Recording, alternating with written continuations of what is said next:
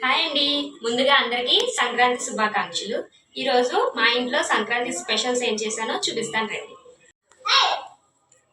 ముందుగా వచ్చేసి మార్నింగ్ పొంగల్ అయితే దేవుడికి ప్రసాదంగా పెట్టాను. ఆ తర్వాత నిమ్మకాయ పులిహార, అలాగే బూరెలు, మేమైతే పూర్ణాలు అంటాము, దోసకాయ పచ్చడి, వేడివేడిగా సాంబార్, వైట్ రైస్,